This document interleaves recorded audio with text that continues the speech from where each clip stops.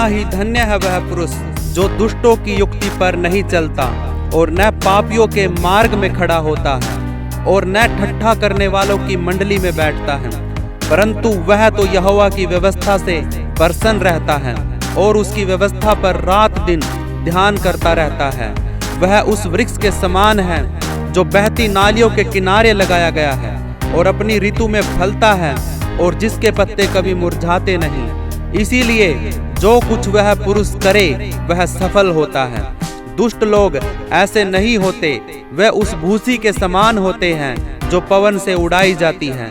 इस कारण दुष्ट लोग अदालत में स्थिर न रह सकेंगे और न पापी धर्मियों की मंडली में ठहरेंगे, क्योंकि यहोवा धर्मियों का मार्ग जानता है परंतु दुष्टों का मार्ग नाश हो जाएगा। जाति जाति के लोग क्यों हुल्लड़ मचाते हैं और देश देश के लोग व्यर्थ बातें क्यों सोच रहे हैं?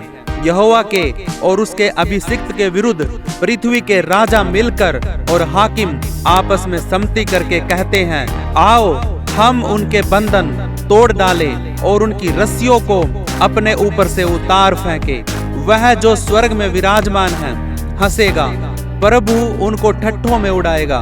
तब वह उनसे क्रोध करके बातें करेगा और क्रोध में कहकर उन्हें घबरा देगा। मैं तो अपने ठहराए हुए राजा को अपने पवित्र पर्वत सिय्योन की राजगद्दी पर बैठा चुका हूँ। मैं उस वचन का प्रचार करूंगा जो यहोवा ने मुझसे कहा, तू मेरा पुत्र है, आज तू मुझसे उत्पन्न हुआ है। मुझसे मांग और मैं जाति जाति के लोगों को तेरी संपत्ति होने के लिए और दूर दूर के देशों को तेरी निज भूमि बनने के लिए दे दूंगा। तू उन्हें लोहे के डंडे से टुकड़े टुकड़े करेगा, तू कुम्हार के बर्तन की समान उन्हें चकनाचूर कर डालेगा। इसलिए अब हे राजाओं बुद्धिमान बनो, हे पृथ्वी के न्यायियों यह उपदेश ग्रहण करो। डरते हुए यहोवा की उपासना करो और कांपते हुए मगन हो। पुत्र को चूमो, ऐसा न हो कि वह क्रोध करे और तुम मार्ग ही में नाश हो जाओ, क्योंकि क्षण भर में उसका क्रोध भड़कने को है। धन्य है वे जिनका भरोसा उस पर है। हे यहोवा मेरे सताने वाले कितने बढ़ गए हैं, वह जो मेरे विरुद्ध उठते हैं बहुत हैं। बहुत से मेरे प्राण के विषय में कहते हैं कि उसका बचाव परमेश्वर की ओर से नहीं हो सकता, परंतु हे यहोवा तू तो मेरे चारों ओर मेरी ढाल है। तू मेरी महिमा और मेरे मस्तिष्क का ऊंचा करने वाला है। मैं ऊंचे शब्द से यहोवा को पुकारता हूँ और वह अपने पवित्र पर्वत पर से मुझे उत्तर देता है। मैं लेटकर सो गया फिर जाग उठा, क्योंकि यहोवा मुझे संभालता है। मैं उन 10,000 मनुष्यों से नहीं डरता जो मेरे विरुद्ध चारों ओर पांति बांधे खड़े हैं। उठ हे यहोवा, हे मेरे परमेश्वर मुझे बचा ले, क्योंकि तूने मेरे सब शत्रुओं के जबड़ों पर मारा है और तूने दुष्टों के दांत तोड़ डाले हैं। उद्धार यहोवा ही की ओर से होता है। हे यहोवा तेरी आशीष तेरी प्रजा पर हो। हे मेरे धर्म में परमेश्वर, जब मैं पुकारूं तब तू मुझे उत्तर दे। जब मैं सकेती में पड़ा तब तूने मुझे विस्तार दिया। मुझ पर अनुग्रह कर और मेरी प्रार्थना सुन ले। हे मनुष्यों के पुत्रों, कब तक मेरी महिमा के बदले अनादर होता रहेगा? तुम कब तक व्यर्थ बातों से प्रीति रखोगे और झूठी युक्ति की खोज में रहोगे? यह जान रखो कि यहोवा ने भक्त को अपने लिए अलग कर रखा है। जब मैं यहोवा को पुकारूंगा तब वह सुन लेगा। कांपते रहो और पाप मत करो। अपने अपने बिछोने पर मन ही मन सोचो और चुपचाप रहो। धर्म के बलिदान चढ़ाओ और यहोवा पर भरोसा रखो। बहुत से हैं जो कहते हैं कि कौन हमको कुछ भलाई दिखाएगा। हे यहोवा, तू अपने मुख का प्रकाश हम पर चमका। तूने मेरे मन में उससे कहीं अधिक आनंद भर दिया है जो उनको अन्न और दाख मधु की बढ़ती से होता था। मैं शांति से लेट जाऊंगा और सो जाऊंगा, क्योंकि हे यहोवा केवल तू ही मुझको एकांत में निश्चिंत रहने देता है। हे यहोवा मेरे वचनों पर कान लगा, मेरे ध्यान करने की ओर मन लगा। हे मेरे राजा, हे मेरे परमेश्वर, मेरी दुहाई पर ध्यान दे, क्योंकि मैं तुझी से प्रार्थना करता हूँ। हे यहोवा, भोर को मेरी वाणी तुझे सुनाई देगी। मैं भोर को प्रार्थना करके तेरी बाट जोहूंगा। क्योंकि तू ऐसा ईश्वर नहीं जो दुष्टता से प्रसन्न हो। बुराई तेरे साथ नहीं रह सकती। घमंडी तेरे सम्मुख खड़े होने न पाएंगे। तुझे सब अनर्थकारियों से घृणा है। तू उनको जो झूठ बोलते हैं नाश करेगा। यहोवा तो हत्यारे और छली मनुष्य से घृणा करता है, परंतु मैं तो तेरी अपार करुणा के कारण तेरे भवन में आऊंगा। मैं तेरा भय मानकर तेरे पवित्र मंदिर की ओर दंडवत करूंगा। हे यहोवा, मेरे शत्रुओं के कारण अपने धर्म के मार्ग में मेरी अगुवाई कर। मेरे आगे आगे अपने सीधे मार्ग को दिखा, क्योंकि उनके मुंह में कोई सच्चाई नहीं। उनके मन में निरी दुष्टता है।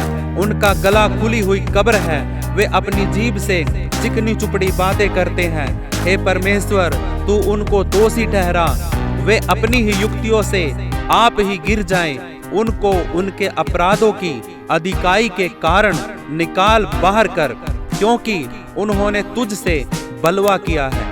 परंतु जितने तुझ पर भरोसा रखते हैं वे सब आनंद करे। वे सर्वदा ऊंचे स्वर से गाते रहे, क्योंकि तू उनकी रक्षा करता है। और जो तेरे नाम के प्रेमी हैं उनमें प्रफुल्लित हो, क्योंकि तू धर्मी को आशीष देगा। हे यहोवा, तू उसको अपने अनुग्रह रूपी ढाल से घेरे रहेगा। नमस्कार दोस्तों, आपके लिए एक गुड न्यूज है।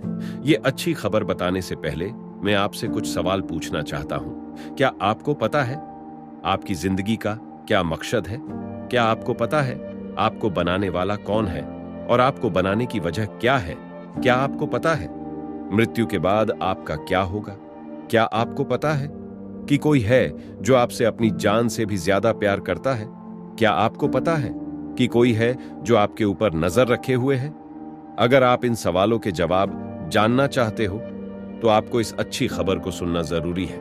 मेरे प्रियो, परम प्रधान, सर्वशक्तिमान, सब कुछ बनाने वाला परमेश्वर है, जिसने आपको और मुझे बनाया है। उसने हम सबको इसीलिए बनाया कि हम सब उसकी महिमा करें और वो हमारे साथ एक परिवार की तरह रहे। और उसने इसीलिए हम सबको अपने ही स्वरूप में बनाया और हम सबको इस धरती की सब चीजों पर अधिकार दे दिया। और हमें रोबोट नहीं बनाया, उसने हमें बुद्धि और समझ दी और चुनाव करने का अधिकार दिया। और किसी कारण से हमारे पूर्वजों ने उसकी किसी आज्ञा को तोड़ा और परमेश्वर के विरुद्ध पाप किया, और हम अपने गलत चुनाव के कारण परमेश्वर से अलग हो गए। लेकिन परमेश्वर ने हम सबको ऐसे ही नहीं छोड़ा।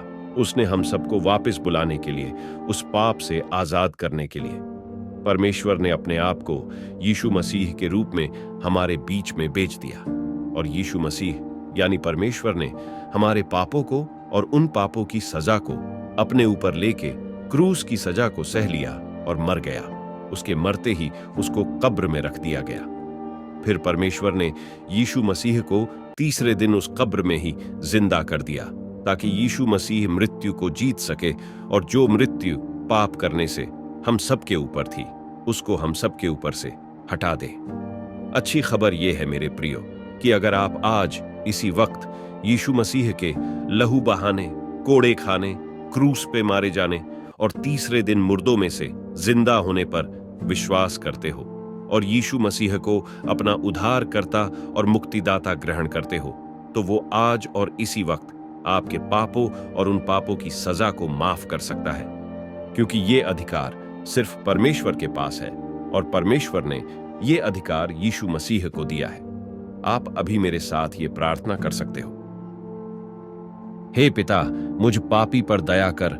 आज मैं ये विश्वास करता हूं कि आपने मेरे पापों के लिए अपना लहू बहाया, कोड़े खाए और क्रूस पे मर गए, फिर तीसरे दिन मुर्दों में से जिंदा हो गए और जिंदा ही स्वर्ग में उठा लिए गए, और आज भी पवित्र आत्मा के रूप में हमारे साथ है। और मैं आज अपने पुराने जीवन, जिसमें मैं बहुत सी बुराइयों में पड़ा हुआ था, आज उन सब बुराइयों को छोड़ के नई जिंदगी की शुरुआत करता हूं। मैं आपके वचनों को सुनूंगा और मानूंगा, आपसे हर रोज दुआ करूंगा, आपकी अच्छी खबर को सबको बताऊंगा। यीशु मसीह के नाम से मेरी दुआ परमेश्वर के पास पहुंच जाए। दोस्तों, अगर किसी ने भी ये प्रार्थना की है तो यीशु मसीह ने अपने वचन के अनुसार आपके पापों को माफ कर दिया है और वो आपकी जिंदगी में आ चुके हैं। अब आप परमेश्वर के पुत्र और पुत्री बन गए हो। मैं आप सबके लिए आशीष वचन बोलता हूं। हमारे पिता परमेश्वर का प्रेम, यीशु मसीह की दया और अनुग्रह, पवित्र आत्मा की सहभागिता अब से लेकर सदा और सर्वदा तक आपके साथ बनी रहे, यीशु मसीह के नाम से। आमीन। मेरे प्रियो, आप इस वीडियो को अपने दोस्तों, परिवार के लोगों, रिश्तेदारों और अपने ग्रुप्स में शेयर जरूर करें।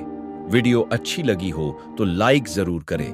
आप अपनी गवाही और प्रार्थना को कमेंट में लिख सकते हो। वीडियो को फेसबुक पे देख रहे हो तो फॉलो और लाइक कर लो। अगर यूट्यूब पे देख रहे हो तो सब्सक्राइब कर लो। परमेश्वर आप सबको आशीष दे, यीशु मसीह के नाम में। आमीन।